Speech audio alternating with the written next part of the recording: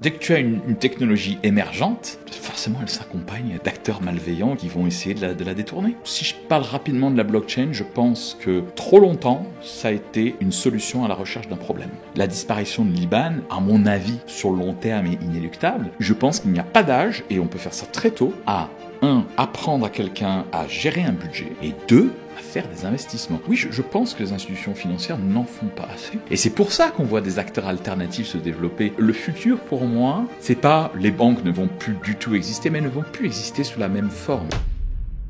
Bonjour tout le monde et merci de nous écouter pour ce nouvel épisode. On accueille Jérôme Boutors. Alors Jérôme, c'est quelqu'un qui a un parcours qui est assez incroyable puisqu'il a notamment été vice-président dans une grosse banque d'affaires, JP Morgan. Il a passé énormément de temps dans cette structure. Il a été également en charge des nouvelles technologies dans ces grosses structures. Donc il a un très bon avis sur l'évolution des technologies pour nos finances, même pour le grand public. En tout cas, si ça vous intéresse, n'hésitez pas à le liker et à vous abonner à la chaîne.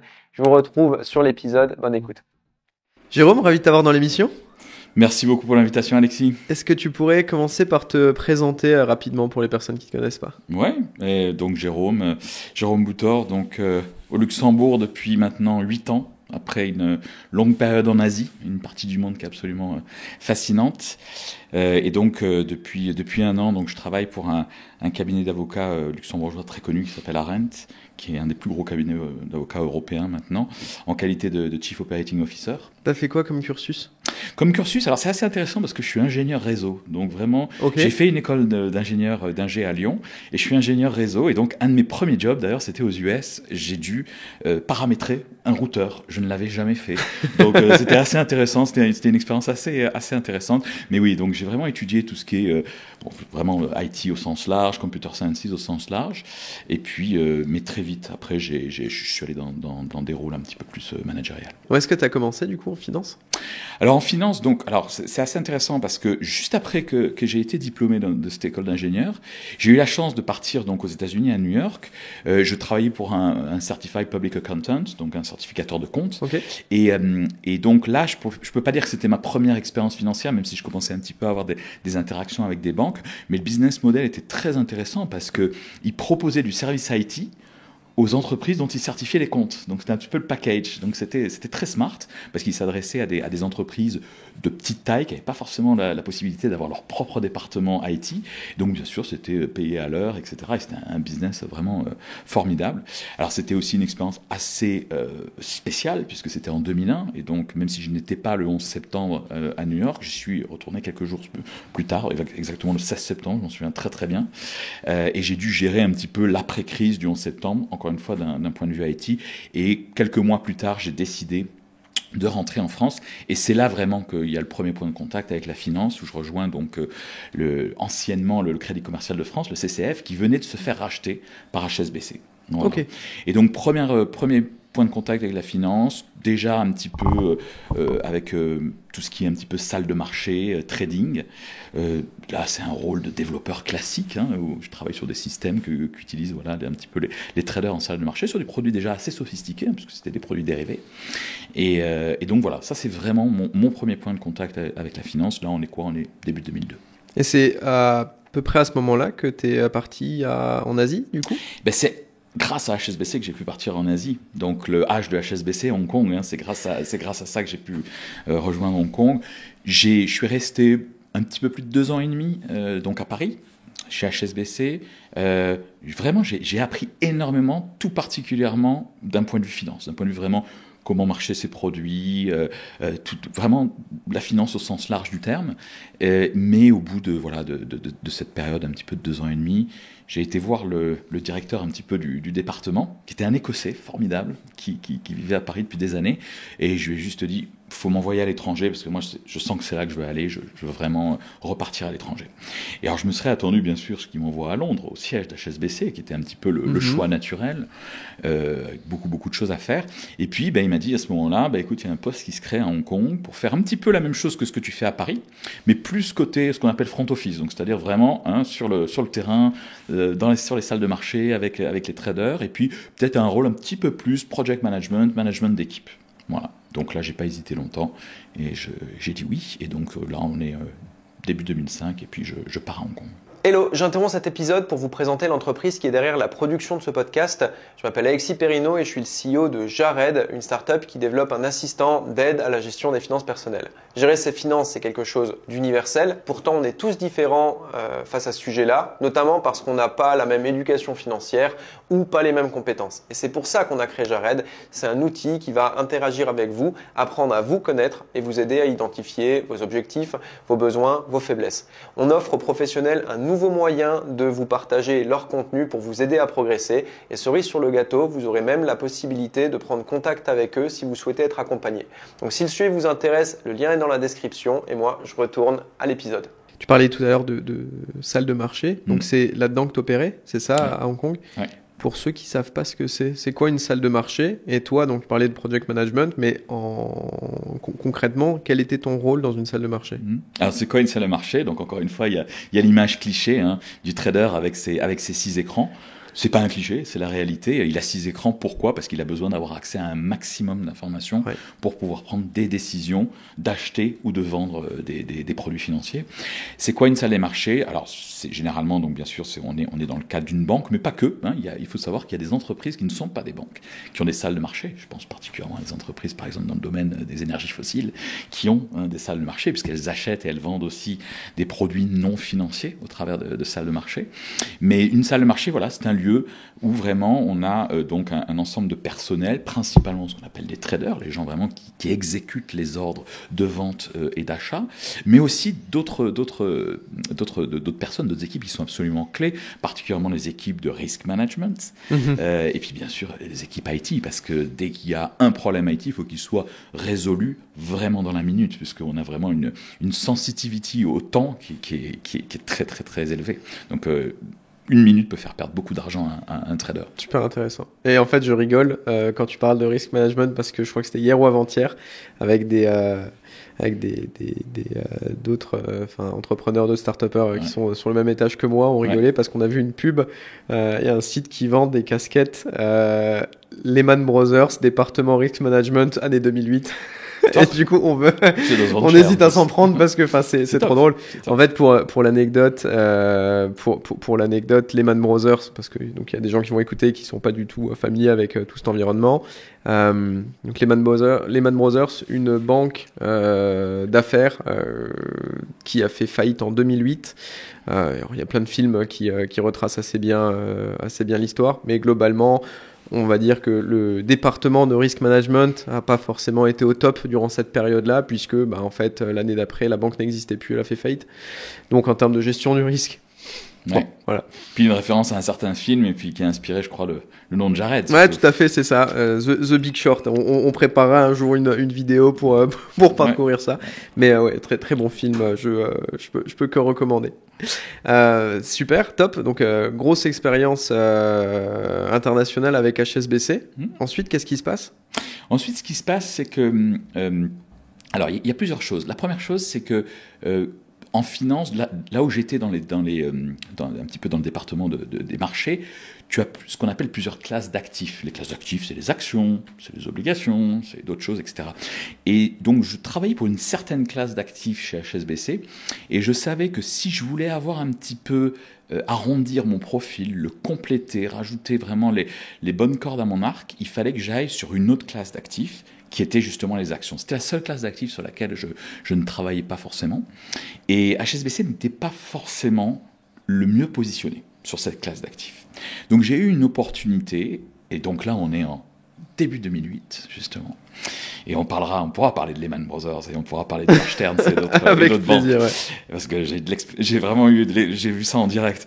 Et donc on est début 2008, et c'est juste une opportunité où, particulièrement en Asie, donc des produits qu'on appelle les produits dérivés d'actions, donc ça veut dire que c'est pas l'action directement qu'on achète, l'action Tesla ou l'action BNP, mais c'est un produit qui en est dérivé, est vraiment un marché qui marche très bien en Asie. Et les banques recrutent à tour de bras, tant côté business, les traders, les fameux traders, que côté IT, parce que bien sûr, sans technologie, on Bien ne fait sûr. rien. Oui.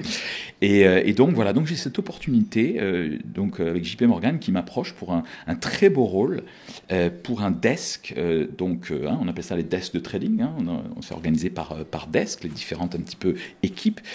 Donc dans le département dérivés actions de JP Morgan à Hong Kong, sur un desk qui s'est rendu, j'ai envie de dire fameux, mais pas pour des très bonnes raisons, donc qui s'appelle Delta One. Ah, les Delta One, ouais.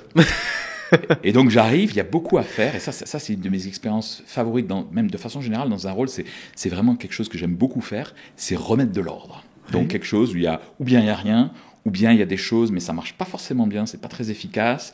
Là, j'adore remettre de l'ordre. Donc là, j'arrive, en gros, il y a 2 personnes dans l'équipe, tout le monde est parti, et donc il faut tout reconstruire. Système, équipe, tout. C'est absolument fabuleux. Pour, encore une fois, un business qui est très, très profitable et sur lequel il faut absolument se positionner. Alors, pourquoi je parle de Delta One, et je suis sûr que tu vas me poser la question, que Kesako, c'est donc Delta One, c'est le desk sur lequel travaillait Jérôme Kerviel, donc à la Société Générale. Donc, voilà. Et ce desk, en gros, pour faire vulgariser qu'est-ce que ça fait ce qu'on appelle de l'arbitrage entre des produits financiers. Donc c'est, tiens, je peux vendre tel produit financier et acheter quelque chose qui ressemble ou quelque chose qui en dérive et faire une petite marge entre les deux. Mais quand je fais beaucoup de volume, je fais une grosse marge. Donc c'est un business qui est généralement assez profitable. L'idée, c'est toujours de garder un certain équilibre, mais quand même d'aller chercher un delta, en fait, un écart, justement, et c'est là-dessus que se construisent les marchés. Et aussi capturer ce qu'on appelle les inefficiences du marché. Parce que le marché n'est pas toujours efficient. On peut avoir, je reprends mon exemple avec mon stock, mon action Tesla, on peut avoir une action Tesla cotée à New York et une action Tesla cotée à Francfort, mais au niveau prix, qui ne vont pas être alignés dans un intervalle de temps très très réduit. Et on peut capturer cette différence grâce à des systèmes, bien sûr, informatiques, des plateformes de trading très, très sophistiquées. Alors, les raisons ne sont pas forcément les mêmes, mais le mécanisme ressemble beaucoup, je trouve. Il y a eu la même chose, et c'est peut-être encore le cas, je ne sais pas, dans les crypto-monnaies, étant donné qu'il y a plusieurs plateformes sur lesquelles tu peux acheter des bitcoins, par exemple. Il y a des périodes où les différences de prix auxquelles étaient échangés et vendus les bitcoins étaient significativement différentes entre les plateformes. Donc, il y a des gens qui, entre guillemets, acheter pas cher sur une plateforme et qui allait le revendre sur une autre plateforme et qui en gros empochait la différence. C'est exactement ça. Après ça, qu'est-ce qui s'est passé du coup ? T'es revenu au Luxembourg, c'est ça ? Donc après ça, moi en tout, je suis resté quasiment une douzaine d'années en Asie à Hong Kong.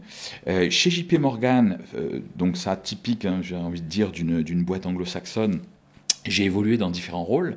Donc autant au début, j'étais un petit peu ce team lead, project manager sur ce fameux desk Delta One, et puis très rapidement, j'ai bougé dans des rôles un petit peu plus larges où je ne me focalisais pas seulement sur un type de produit dérivé comme le Delta One, mais sur tous les produits dérivés actions.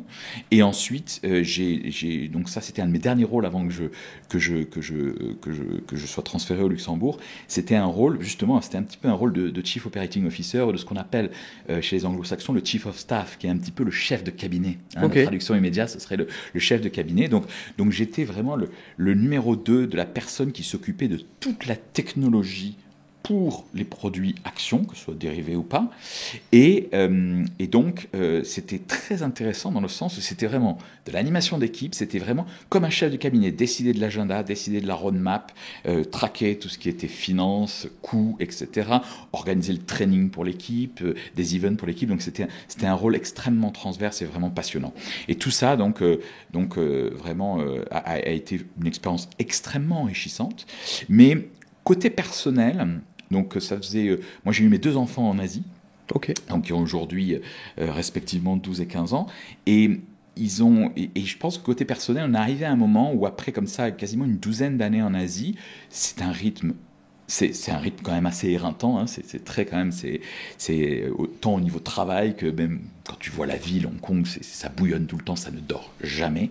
Donc c'est extraordinaire, c'est excitant, mais au bout d'un moment, je pense qu'il y avait à la fois... Alors il y avait un petit facteur pollution. La pollution reste un problème en Asie, un gros problème. Même si Hong Kong n'est pas forcément la ville la plus polluée d'Asie, mais quand même, il y avait des épisodes quand même assez vraiment problématiques. Il y avait, j'ai envie de dire, le facteur culturel. J'avais envie que mes enfants connectent avec leurs racines européennes. Ça, je pense que c'était important parce que l'Europe, à la fin de la journée, bien sûr que c'est pas parfait, mais c'est quand même quelque chose de formidable. Et donc, j'avais vraiment envie qu'ils connectent avec ça. Et puis, voilà. Et puis, je pense que voilà, on avait envie, encore une fois, après 12 ans, de passer à autre chose au niveau familial. Et puis, j'ai eu cette opportunité, donc avec JP Morgan, d'être transféré en interne, directement vers le Luxembourg. Alors bien sûr, gros changement, Hong Kong versus Luxembourg, pas du tout la même physionomie de ville, pas du tout le même style de vie, pas du tout le même rythme, mais ça s'est fait de façon très, très douce, très fluide. Même les enfants sont bien habitués. C'est une jolie ville.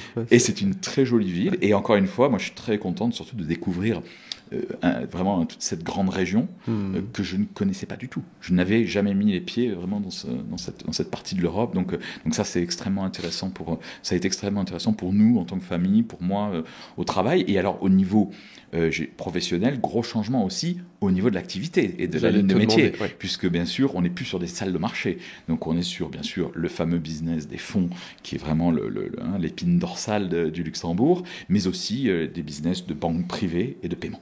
Il n'y a pas de salle de marché chez JP Morgan au Luxembourg ? Non. Ok, d'accord. Et donc, toi, ton rôle, il a évolué vers quoi dans cet environnement-là ? Oui, c'était une très belle opportunité de rentrer en Europe, mais c'était aussi une très belle opportunité professionnelle, puisqu'il s'agissait vraiment d'un rôle de ce qu'on appelle Chief Information Officer, le CIO, pour l'Europe. Donc le Chief Information Officer, en français, c'est le directeur des systèmes d'information, et c'est un rôle qui est capital, qui est très très clé, et c'était un rôle très intéressant. Pourquoi ? À cause du contexte et de la stratégie de JP Morgan en Europe, où le Luxembourg et l'Allemagne, donc Francfort, étaient les deux headquarters, les deux vraiment QG de JP Morgan en Europe continentale. Et là, on est en 2016, et moi je rentre 2 ou 3 semaines avant le vote du Brexit. Okay. Et c'est là que c'est intéressant, parce que JP Morgan avait beaucoup anticipé qu'un jour ça pourrait se faire, donc ça ne les a pas tant impactés que ça. Mais alors, c'est assez intéressant cette notion un petit peu d'événement. On n'a pas trop parlé de la crise de 2008 et de Lehman, mais moi j'ai vraiment, dans chaque partie du monde un petit peu où j'ai travaillé, c'est associé quand même avec des événements. Il y a le 11 septembre 2001 à New York, il y a la crise de 2008 en Asie, où quand même JP Morgan a racheté une banque qui s'appelle Bear Stearns, et où j'ai dû faire l'intégration de cette banque. C'est vrai que JP Morgan a racheté Bear Stearns. Donc voilà, c'est une banque qui était au bord de la faillite à l'occasion de la débâcle de Lehman Brothers, et donc j'ai dû faire un petit peu l'intégration des systèmes, l'intégration des gens. C'était quand même assez intéressant. Et puis ce qui avait très intéressant aussi en 2008, c'est que les banques ne se faisaient plus confiance les unes les autres. C'est-à-dire que il y avait une suspicion presque. Est-ce que cette banque a les reins solides ? Et JP Morgan était vu comme une forteresse. Parce que JP Morgan a fait un move très intéressant 1 an avant, où ils ont justement un petit peu vendu tout leur portefeuille de ces fameux produits qui sont à l'origine de la crise des subprimes et donc de la débâcle de Lehman Brothers. Donc très bonne approche du risque chez JP Morgan, mais donc il y avait cette suspicion entre les banques, qui a les reins solides, qui ne l'a pas, et donc tout le monde, les clients et les autres banques cherchaient des forteresses. Et JP Morgan était l'une d'elles. Donc ça veut dire que les gens voulaient faire du business avec JP Morgan. Donc du coup, encore une fois, une problématique de: est-ce que je vais pouvoir accueillir tous ces clients ? Est-ce que mes systèmes informatiques ont la capacité d'accueillir autant de volume de clients ? Parce qu'il y avait 2 enjeux, c'est ça, à l'époque en 2008. Donc Lehman Brothers, c'est un peu celui qui a été sacrifié pour l'exemple. Tout à fait. Parce qu'il se considérait comme too big to fail, trop gros pour échouer, enfin trop gros pour tomber. Et ensuite, il y a eu cette pression où toutes les banques en difficulté devaient chercher une plus grosse banque, plus solide pour les reprendre. Et en fait, les 2 enjeux qu'il y avait, ce qu'on peut comprendre, c'est d'une part, est-ce que j'ai les capacités d'absorber tous les clients ? Parce qu'on peut imaginer que une croissance aussi élevée en aussi peu de temps, en fait, c'est souvent plus problématique que bénéfique.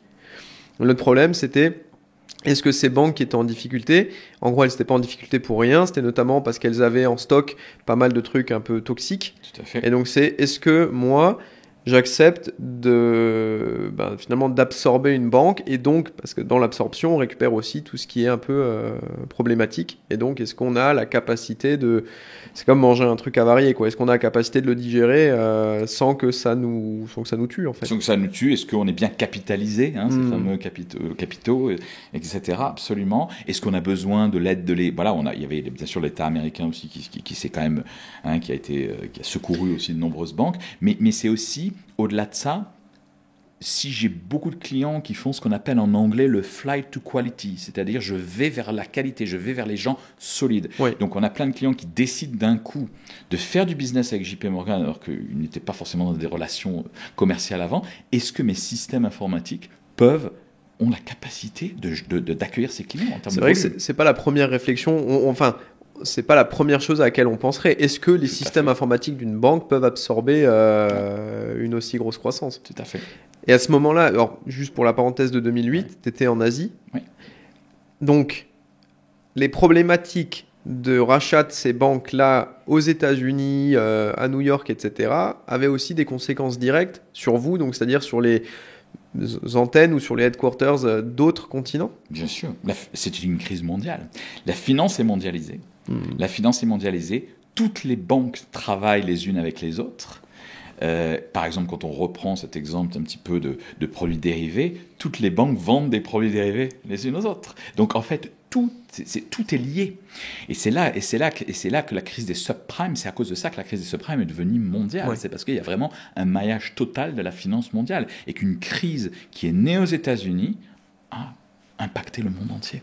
Parce qu'il y a vraiment des relations entre toutes les institutions financières. Et c'est aussi, du coup, en parallèle de ce rôle-là que tu travaillais sur des sujets d'innovation, c'est ça? Tout à fait. Alors, dans la plupart des maisons anglo-saxonnes, on a toujours un rôle officiel et puis une deuxième casquette, un petit truc sur le côté. Sur ton temps libre. Voilà, c'est un peu ça. C'est l'activité extracurriculaire qui prenait beaucoup de temps, d'ailleurs. Mais, encore une fois, énorme chance puisque je m'occupais donc de l'agenda innovation pour la région IMEA, donc c'est-à-dire toute la région qui va à l'époque depuis la Russie jusqu'à l'Afrique du Sud, donc très grand vraiment espace géographique, avec encore une fois JP Morgan qui avait de très nombreux bureaux à travers autant en Europe qu'au Moyen-Orient qu'en Afrique. Et donc le rôle ici était...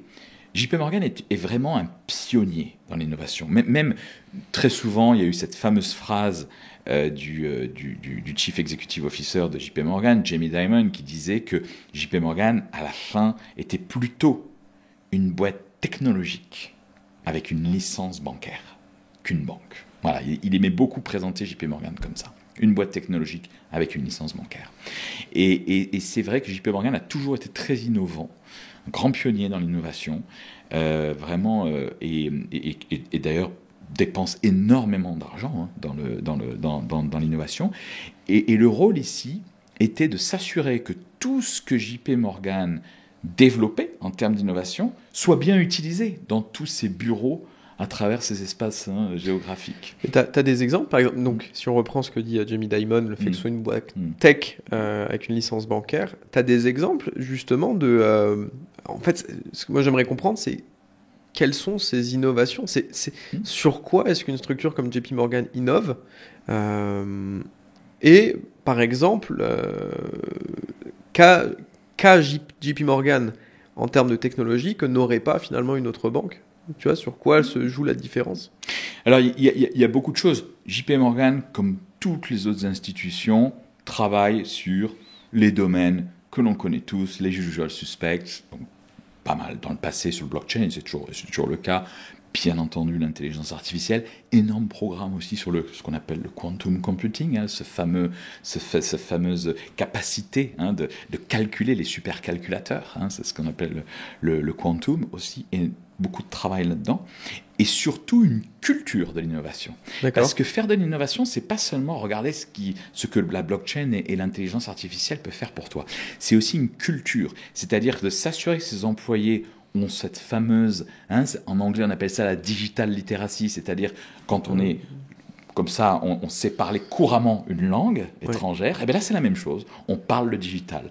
Donc il y a énormément de sensibilisation et de choses qui sont faites pour que les employés donc parlent digital, comprennent le digital, adoptent les outils. Alors ça, c'est essentiel, et c'est pour ça que ça faisait partie de cette mission en termes d'innovation leadership, parce que à quoi ça sert de développer des innovations si, après, elles ne sont pas utilisées et adoptées par les employés en premier, et bien sûr par les clients aussi. Donc il y a vraiment ce côté culture qui est très important. Alors, moi, je ne dirais pas qu'à JP Morgan que non pas les autres. Je dirais que JP Morgan s'est très souvent positionné comme le premier. Et voilà, et peut-être a eu certaines choses avant les autres, mais les autres ont les mêmes technologies, ont des technologies super. Mais encore une fois, c'est cette histoire de culture, et c'est aussi cette histoire, c'est aussi cette approche de presque faire disparaître la frontière entre le business et l'IT. D'accord. J'explique. Dans les organisations, les grosses organisations, très souvent, le département IT est au service du business. On a presque une relation client-fournisseur. C'est vrai. Et de plus en plus, ce qu'on voit, c'est qu'en fait, cette frontière, cette relation, elle disparaît. Ou c'est le business qui est l'IT qui est le business. C'est une seule et même chose. Et je pense que ça, c'est la clé du futur. Super intéressant. Et si je peux donner une illustration que moi j'ai trouvée fantastique et qui utilise certainement des technologies innovantes, mais je trouve au niveau expérience client qui est formidable, parce que je pense que c'est ça la clé. C'est une fois de plus, c'est de toujours avoir le client en ligne de mire. Hein, on peut développer des choses innovantes fantastiques, mais si in fine elles ne servent pas à améliorer ce qu'on appelle l'expérience, donc qu'elle soit d'un employé ou d'un client, c'est un peu problématique, je pense. Et donc il y a un exemple que je trouve qui apparaît comme ça très, très naturel et très logique, mais que je trouve est vraiment fantastique, c'est la façon dont JP Morgan opère la relation client pour la banque de détail aux États-Unis. Ils se sont inspirés en fait du modèle Netflix. J'explique, c'est quand je suis dans mon train et que je rentre chez moi, voilà, dans mon bus, je regarde Netflix sur mon portable. Et quand je rentre à la maison, qu'est-ce que j'ai envie de faire ? De continuer, mais sur ma télé.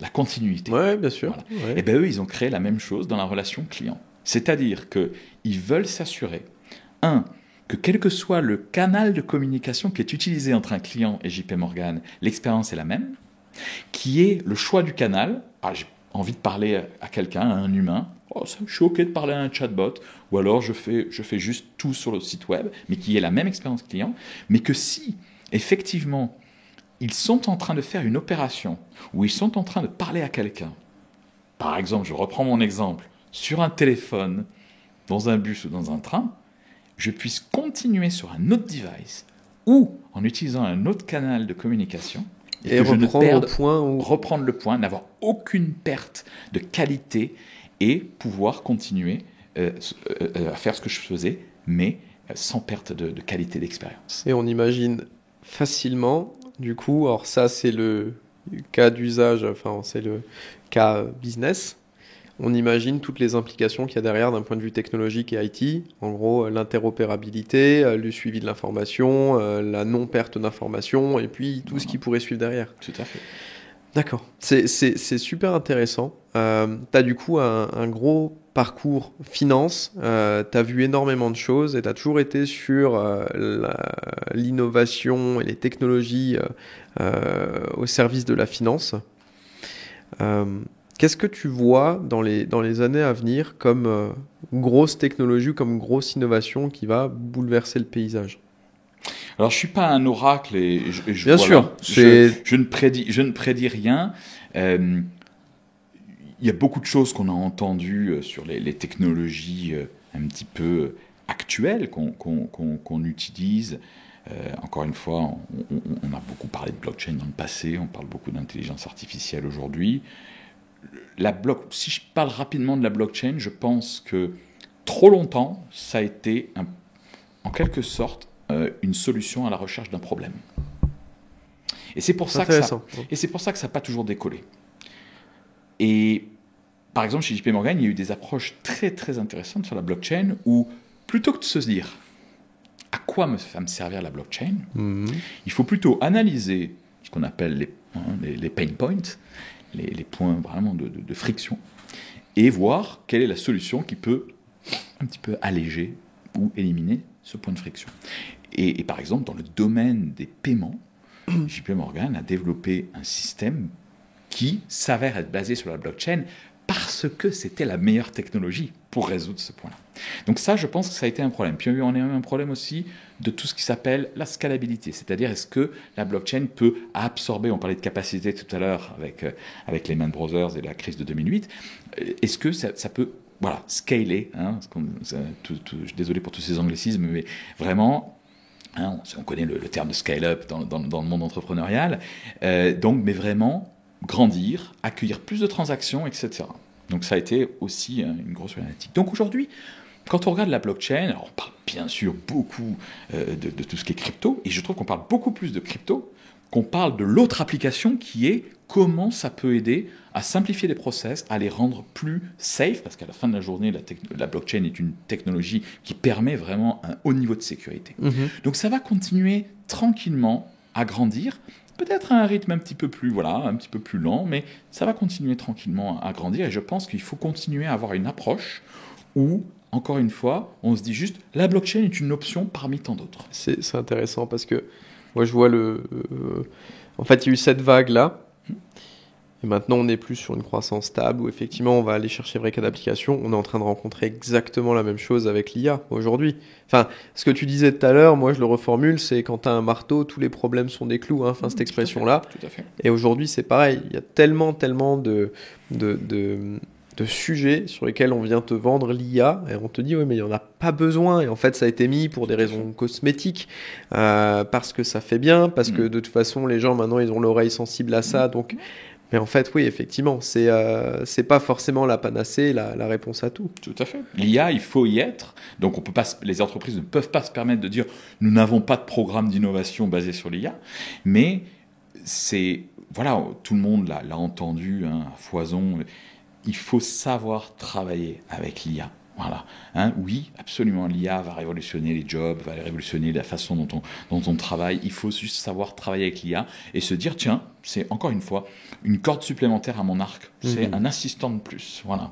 Moi, je suis en train de travailler sur l'implémentation de la technologie de Microsoft qui s'appelle Copilot, donc qui est vraiment leur moteur d'IA qui est basé sur OpenAI. Ouais. Et encore une fois, il faut voir ça comme un compagnon super efficace, bien sûr, qui va nous faire plein de choses, mais sur lequel je garde un minimum de contrôle. Un assistant. C'est un assistant. Comme Jared. C'est comme Jared. Et c'est exactement ça qu'il faut faire. Voilà, parce que je pense que c'est la même philosophie que côté Jared, c'est je garde aussi le contrôle. Tout à fait. Bien sûr. Et c'est la même chose. Ça, c'est en entrée, et en sortie, il y a aussi la promesse de l'IA ne peut pas être en mesure, votre assistant ne peut pas être en mesure de vous apporter directement les réponses, parce qu'il y a tout un tas de facteurs en fait qu'il est difficile de prendre en compte. Il y a énormément d'humains par ailleurs qui ont les réponses à vos questions, et nous c'est plutôt comment est-ce qu'on va réussir à vous apporter la bonne information qui correspond à votre bon problème, et potentiellement peut-être également vous mettre en relation avec la bonne personne. Enfin, tout à fait. Bon, parenthèse. Donc ça c'est par rapport aux innovations, on va dire en interne dans ces grandes firmes, etc. Je vais te faire sortir un peu de ta zone de confort. Les innovations technologiques, toi tu les as vues au sein de grosses structures. C'est souvent, en gros, ces innovations-là présentées comme des solutions aux problèmes, t'en parles. Selon toi, qu'est-ce qu'on va avoir, ou qu'est-ce qu'on pourrait considérer comme innovation prometteuse pour les particuliers? Qu'est-ce que tu vois dans les années à venir se démocratiser pour faciliter la gestion des finances personnelles des particuliers? Alors, ces technologies-là pourront être une réponse. Je pense qu'il y a un côté innovation, mais il y a surtout un côté éducation. Donc peut-être qu'on va venir un peu sur le côté éducation plus tard. Pour ce qui est d'innovation, je pense que la finance, comme beaucoup j'ai envie de dire, d'autres business, est devenue une commodité. C'est-à-dire que vraiment, non seulement j'ai accès à mes données, à mes finances, etc., voilà, du bout de mes doigts sur un téléphone grâce à des applications très, très puissantes et des web banking de plus en plus sophistiqués, mais en plus, je peux aussi changer de banque très facilement. Je peux aller faire des acteurs que je ne connaissais pas hier, qui ont été créés, et puis voilà, qui permettent un petit peu de faire d'autres choses, et surtout à des coûts parfois moindres. Je peux aller aussi faire des acteurs non financiers, ça c'est quelque chose de très intéressant. De plus en plus, on a l'apparition, je trouve, malgré tout, de ce qu'on appelle le peer-to-peer, c'est-à-dire qu'on a une désintermédiation de la finance. Hein, on a vu quoi ? On a vu beaucoup même à l'époque de start-up qui sont devenues quand même assez grosses, où il n'était plus question, pour faire un prêt, de passer par une banque, mais de faire ça directement, hein, comme de particulier à particulier dans le domaine de l'immobilier. Donc voilà, où on avait vraiment ce côté peer-to-peer, où je n'avais pas au milieu une banque. Ça, je pense que ça va non seulement aider à la démocratisation et à avoir plus d'inclusion, mais j'appelle ça une innovation, parce que l'innovation, c'est pas seulement technologique, encore une fois. Ça peut être aussi de l'innovation dans des process et dans la façon dont on approche les choses. Je vois là, par exemple, récemment, donc, une entreprise qui s'appelle Wero, qui s'est lancée en Europe, qui va, je pense, maintenant être disponible dans la plupart des marchés européens, où je n'ai plus besoin d'un IBAN pour faire un virement. Ça, c'est formidable. Je vais avoir besoin d'un numéro de téléphone. Un numéro de téléphone seulement. La disparition de l'IBAN, à mon avis, sur le long terme, est inéluctable. Et voilà, c'est très important de pouvoir, je pense, avoir plus de liberté et avoir plus d'efficacité. Je veux dire, le transfert temps réel de fonds à quelqu'un d'autre, c'est quelque chose qui est enfin une réalité, et c'est bienvenu, je trouve ça bienvenu. Je reviens sur Wero, c'est ça ? Oui. Comment ça fonctionne concrètement ? Si moi, je veux te faire un virement à toi, j'ai juste besoin de ton numéro de téléphone et j'ai plus besoin de ton RIB avec ton IBAN, etc. Voilà, on a juste besoin de tous les deux clients Wero, et ça se fait comme ça. Ah, ça veut dire que derrière, ça ne passe plus par les mêmes circuits et les mêmes tuyaux pour le paiement. Donc en fait, Wero, c'est pas un protocole à proprement dit, c'est un nouvel acteur, c'est ça, qui propose une nouvelle façon de... C'est ça. Ok, parce que ma question, ça allait être, oui, mais est-ce que du coup, ça va pas être la porte ouverte à, n'importe quoi, une erreur de saisie dans le numéro de téléphone, pire, des faux numéros, en fait, moi, j'ai une grosse appétence pour les arnaques. Pas dans le sens où j'essaie de le dire, mais en fait, je m'intéresse beaucoup à ce qui se fait aujourd'hui en termes d'arnaque. Et en fait, le problème, c'est qu'à chaque fois qu'il y a une nouvelle techno, solution, promesse en fait de faciliter la vie, en fait, tu as l'équivalent qui arrive derrière avec des fausses arnaques, les scams, etc. Toujours. Tu penses que ça va être une menace par rapport à... Bien sûr. Dès que tu as une technologie émergente, tu as une innovation, forcément elle s'accompagne de malheureusement d'acteurs malveillants qui vont essayer de la détourner. C'est là que c'est très important, non seulement de travailler sur cette fameuse éducation, cette sensibilité au cyber, et puis aussi c'est très important, d'avoir. C'est une bataille constante. Hein, on doit venir avec des choses de plus en plus safe. Le risque zéro n'existe pas, et on aura toujours ce pattern-là.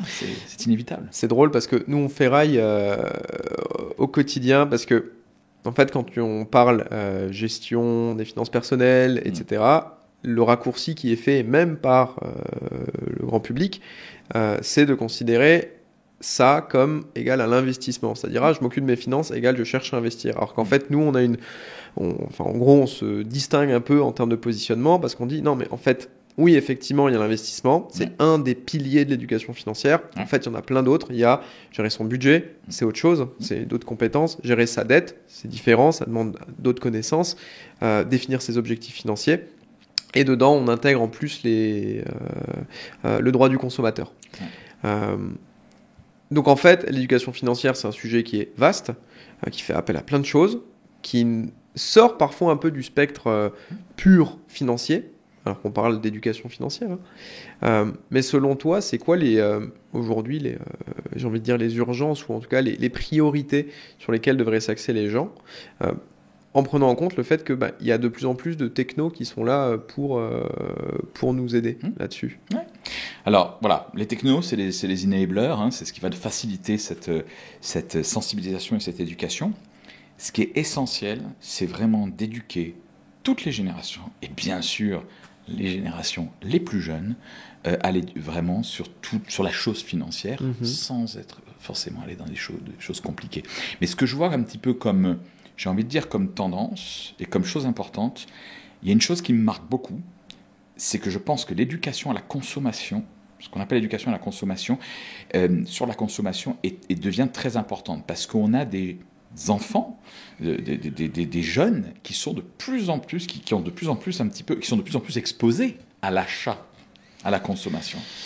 Moi, je veux dire, j'ai des enfants de 12 et 15 ans, ils ont leur compte bancaire, ils ont leur carte bancaire, et on voit bien, ou bien au travers des réseaux sociaux, ou bien au travers des jeux vidéo auxquels ils peuvent jouer, ou bien au travers de plein d'autres vecteurs et canaux, ils sont de plus en plus sous pression pour consommer de plus en plus tôt. Et donc là, je pense que c'est très important d'éduquer les jeunes générations à la consommation. Comment ? Moi, j'éduque beaucoup, par exemple, mes enfants à réfléchir à ce fameux rapport qualité-prix. Voilà, leur dire, est-ce que vraiment ça vaut ça ? Voilà. Alors parfois c'est un peu extrême. Moi j'ai mon fils qui est au supermarché, qui regarde le prix au kilo et puis qui compare et puis etc. Mais c'est formidable. Mais je trouve ça super. Exactement. Je trouve ça vraiment vraiment super. Mais c'est ça qui est essentiel, je trouve, c'est de développer un petit peu cet esprit critique. Est-ce que ça vaut ça ? Et pourquoi ça vaut ça ? Ça, je pense que c'est quelque chose qui est très important pour les jeunes générations. Après, je pense qu'il n'y a pas d'âge, et on peut faire ça très tôt, à apprendre à quelqu'un à gérer un budget, donc un budget mensuel, etc. Et 2, à faire des investissements. Regarde les applications comme Revolut, il y en a tellement. Et tous les compétiteurs, ils ont ce fameux concept d'objectif. Donc c'est de l'objectif, je veux m'acheter un t-shirt, et je mets de l'argent de côté pour ce t-shirt. Ah, ça y est, ce t-shirt vaut 25 €, je dois mettre 25 €. Quand l'objectif est atteint, l'application dit, ça y est, objectif atteint, peut-être tu peux t'acheter ce t-shirt. Moi, j'aime beaucoup ce concept d'objectif parce qu'il y a aussi, je trouve que ça va un peu de pair avec, ça va contre, par contre, cette tendance dans la société à la satisfaction immédiate. Donc j'aime beaucoup cette histoire d'objectif. Il y a un énorme sujet, qu'on a traité avec Vincent Berthet, qui est spécialiste en sciences cognitives, sur la préférence pour le présent. En fait, l'espèce d'élasticité que tu as sur justement, et si je te propose un bon repas dans une semaine ou un bon repas dans un an, qu'est-ce que tu préfères ? Dans une semaine. Pourquoi ? Parce qu'en fait, la préférence pour le court terme, et ça en finance, c'est la pire des choses à combattre, de toute façon. Donc c'est intéressant parce que tu vois, dans tes recommandations, en tout cas des sujets sur lesquels se préoccuper, on retrouve l'épargne, le budget, l'investissement. Et ce qui est bien, c'est que l'investissement arrive même pas forcément en tête, parce que l'investissement, c'est une finalité. Si tu arrives à générer de l'excédent, qu'est-ce que tu en fais ? Mais d'abord, il faut avoir toutes les dispositions possibles pour être en mesure de générer cet excédent. Bien sûr. Là-dessus, tu as un avis sur justement la recrudescence de l'information. Tu disais que tes enfants étaient soumis justement à de plus en plus de pression. Oui. Déjà, c'est quel type de pression en termes de publicité qui est ciblée sur eux? La première chose, c'est la publicité. C'est la publicité, donc voilà, bien sûr, maintenant, c'est majoritairement de la publicité en ligne, de la publicité de mieux en mieux ciblée, qui vraiment, il y a des choses complètement incroyables en termes de ciblage marketing. Les techniques sont extrêmement sophistiquées. L'accès aux données est tellement vaste. Aussi, moi, c'est vraiment quelque chose que j'ai appris très tôt à mes enfants. C'est le fameux « si c'est gratuit ». Tu es le problème. Ouais. Ça, c'est vraiment, vraiment quelque chose. Je leur ai appris très tôt. Ils n'ont pas compris au début, et maintenant ils comprennent parfaitement. Et je leur répétais tout le temps, je veux dire, vous comprendrez un jour. Mais voilà. Mais si c'est gratuit, c'est forcément toi le produit, c'est tes données qui sont utilisées ou des choses comme ça.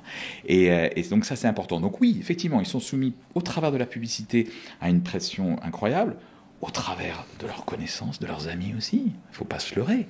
Il y a de la pression qui vient forcément de la société ou des amis ou des connaissances. Donc, tiens, ça c'est vraiment cool, il faut que tu le fasses ou il faut que tu l'achètes ou des choses comme ça. Et puis surtout, encore une fois, comme on assiste à une cette fameuse commoditisation de tout, de virtuellement de tout, ça veut dire qu'on peut acheter encore plus de tout. Donc du coup, ça rend l'univers des possibles très très large. Et puis, je pense que vraiment, tout ça, il faut vraiment juste essayer d'apprendre à ces jeunes générations à développer cet esprit critique, à dire, voilà, qu'est-ce qui est bon pour moi? Et surtout, pourquoi je donne telle valeur à telle chose? Parce que ça peut être une valeur donnée à un objet, un habit, un équipement, quoi que ce soit, et ça peut être aussi une valeur, un prix pour une expérience, quelque chose de plus intangible. Justement, quand on avait balayé la finance comportementale, donc avec Vincent, le premier point qu'il avait abordé justement pour introduire tout le reste, c'était le concept d'utilité en économie. Donc en fait que c'est pas forcément corrélé au prix, mais du coup à plein de facteurs qui font que d'une personne à l'autre, cette utilité économique va fortement varier. Tout à fait. Il y a un autre sujet sur lequel je veux ton avis. Nous, on se rend compte que finalement, selon le niveau de patrimoine des gens, non seulement... Alors, l'éducation financière diffère, mais pas tant que ça, parce que, étant donné qu'elle n'est pas apprise à l'école, mais plutôt héritée, en tout cas acquise d'autres manières, c'est pas forcément un vecteur, c'est pas le seul vecteur d'inégalité. Par contre, en termes d'accompagnement, là, il y a des grosses différences. Parce que si tu vas chercher ce qu'on appelle les UHNY, donc les Ultra High Net Worth Individuals, donc les très fortunés, ou les personnes juste en dessous, donc alors les ultra très fortunés ou les très fortunés, ils ont accès à des services qui sont sur mesure, disponibles quand ils le souhaitent, etc. Souvent, c'est même des personnes dédiées, voire même des sociétés dédiées, les family office.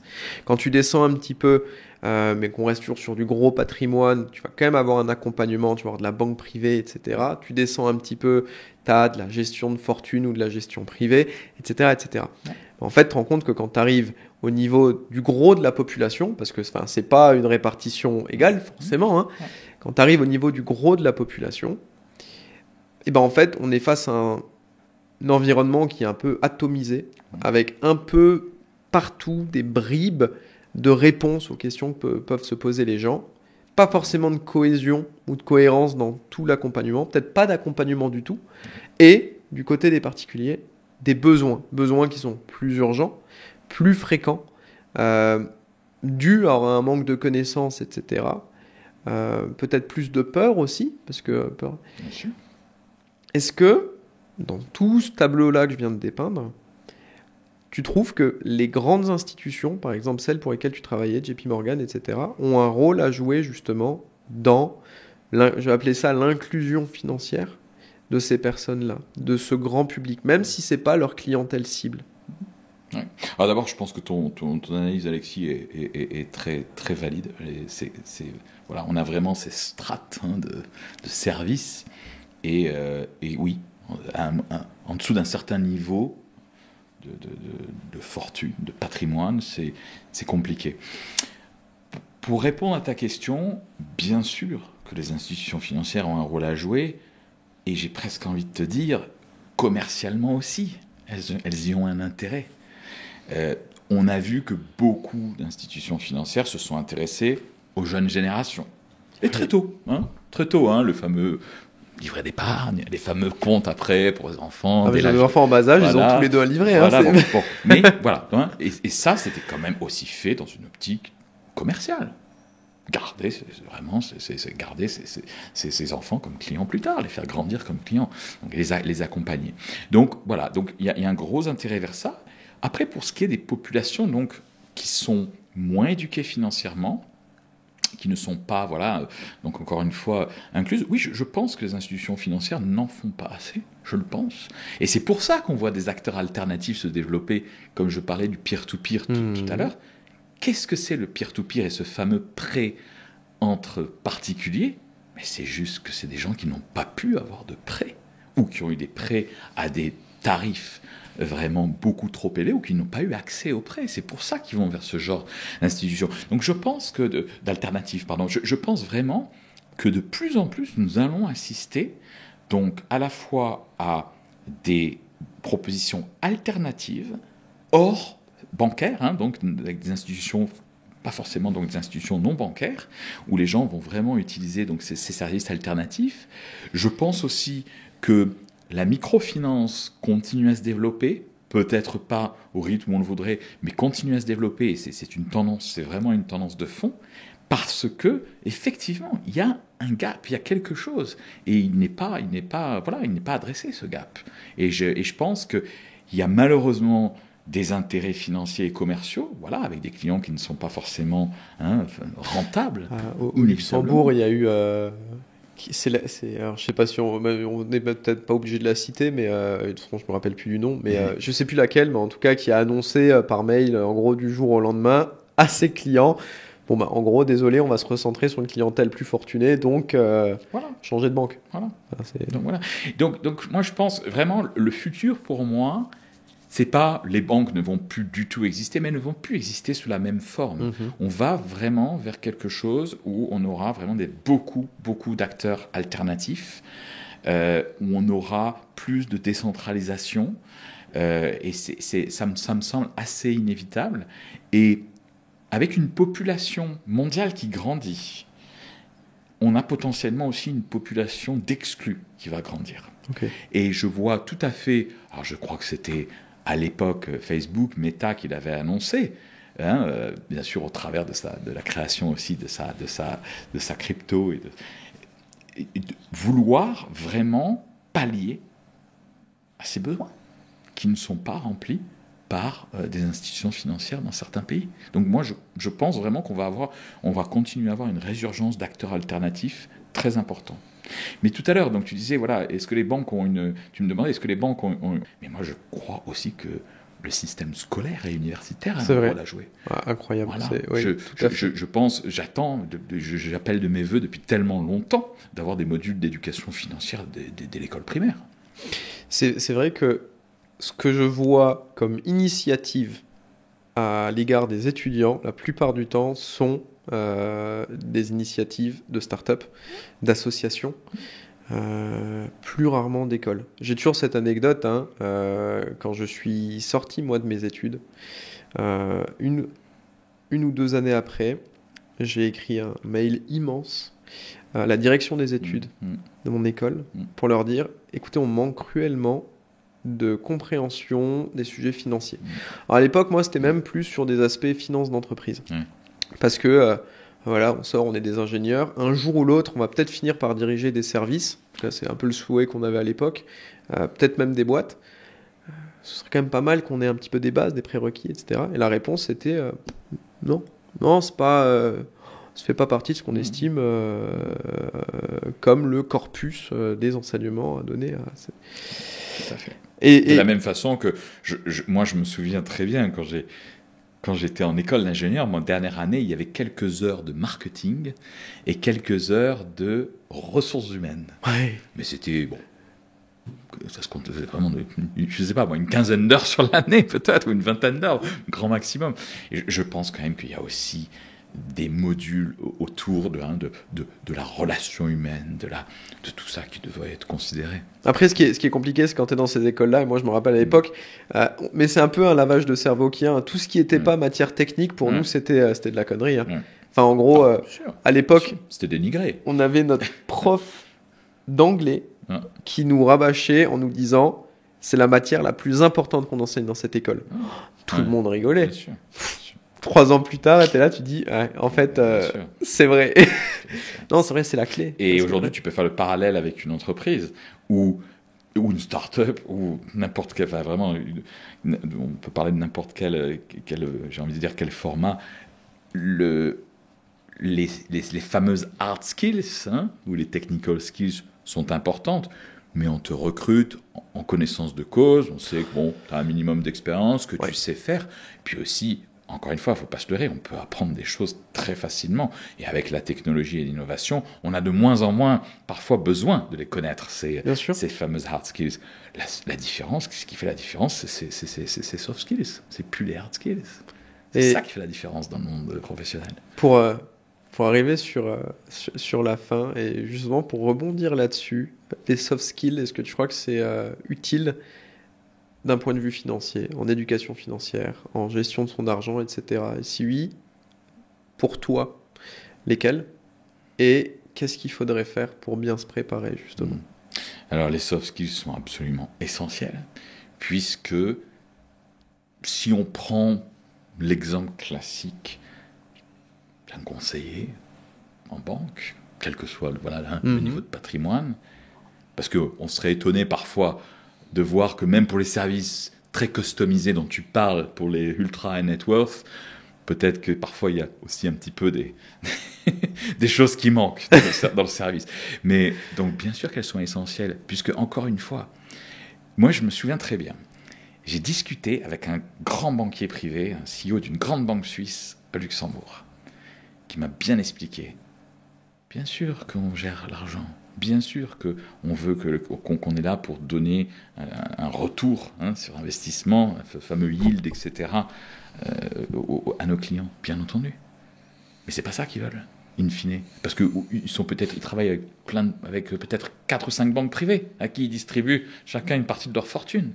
Ce qu'ils veulent, c'est quoi? C'est la relation. Donc, c'est-à-dire que quand il me dit, pour moi, un meeting réussi avec un client, c'est pas un meeting où je lui dis, j'ai fait 8% de rendement sur ta fortune cette année. Ou alors, bon, ça fait partie du meeting, mais c'est une infime partie du meeting. C'est, je prends des nouvelles de toi, de ta famille, de ton projet de vie, etc. Et il me racontait qu'il accompagnait des clients depuis des dizaines d'années, où, quelque part, il fait presque partie de la famille. Et où il sait exactement d'où vient la famille, quelle est la physionomie de la famille, à quoi ils aspirent, et il les a accompagnés à chaque stade de la vie. Et quand il le rencontre, il prend des nouvelles de la famille. C'est dingue. Et en fait, est-ce que c'est pas ça qui manque au niveau du grand public? Parce qu'en fait, le conseiller bancaire, au niveau du grand public, il n'a pas le temps. Enfin, il a 300, 500, 800 selon les villes clients en portefeuille. Impossible de se préoccuper autant de chaque client. Alors là, on était dans le service customisé, bien sûr, mais du coup, ce qui manquerait... Mais ce qui manque, c'est ça, c'est ce lien humain. Et donc, les soft skills sont essentiels pour le côté relationnel, mais ils sont aussi essentiels pour ce qui est de faire un petit peu un profiling d'un client. Le profiling d'un client ne doit pas se faire au travers seulement d'un questionnaire de risque. MiFID, aversion au risque. Tu ne peux pas définir un client seulement au travers d'un questionnaire de risque et d'appétence au risque. Et puis en plus, il y a deux points qui sont évalués, connaissance financière et aversion au risque. Ça voudrait dire que on résume toute la complexité d'une personne à 2 points, 2 notes en fait. Alors que si on sait si cette personne, en fonction peut-être de la génération auquel elle appartient, ou autre chose, va avoir des sensibilités à certaines thématiques, à certaines choses, à certaines valeurs, ou pas. Si on sait que cette personne a un certain style de vie, un certain setup familial, parce qu'aujourd'hui quand même c'est très varié maintenant ce qu'on voit, sûr. De la famille dite plus traditionnelle à la famille recomposée, au couple vraiment de diverses, j'ai envie de dire, avec divers setups. Donc il n'y a plus quelque chose qui répond à tout ça. Donc en analysant un peu mieux, avec finesse justement, à qui on a affaire, après, je pense qu'on peut vraiment mieux conseiller, mieux éduquer aussi financièrement, et puis effectivement mieux inclure. Et peut-être que cette réflexion-là, cette introspection, elle mérite aussi d'être faite du côté des clients et des particuliers, parce qu'en se connaissant mieux soi-même, moi il y a toujours cette statistique-là qui m'étonne beaucoup. Il y a 50% de la population française, et je crois que c'est grosso modo la même stat ailleurs en Europe, qui n'a pas d'objectif financier défini. Et un objectif, ça peut être, dans ce cadre-là, mettre de l'argent de côté jusqu'à préparer sa retraite et tout ce qu'il peut y avoir entre. Si on n'a pas d'objectif quantifié, tu en parlais tout à l'heure avec ce que fait Revolut, c'est impossible de les atteindre et donc en gros d'avancer de manière un peu stratégique. Donc peut-être qu'en faisant cette introspection-là, on faciliterait soi-même la définition de ses propres objectifs. Tout à fait. Tout à fait. Se connaître soi-même de façon générale, c'est une des meilleures armes dans la vie. Et voilà, je pense que ça s'applique effectivement aussi aux objectifs financiers ou au monde financier. Et effectivement, et puis aussi, je pense que dans la vie, il faut avoir des objectifs, il faut avoir quelque chose qui nous, un petit peu au loin, qui nous tire, vraiment qui nous drive. Et c'est pas seulement des objectifs financiers. C'était un super mot de la fin. Merci beaucoup, Jérôme, pour ton temps. Merci à toi pour cette invitation, c'était un très bon moment.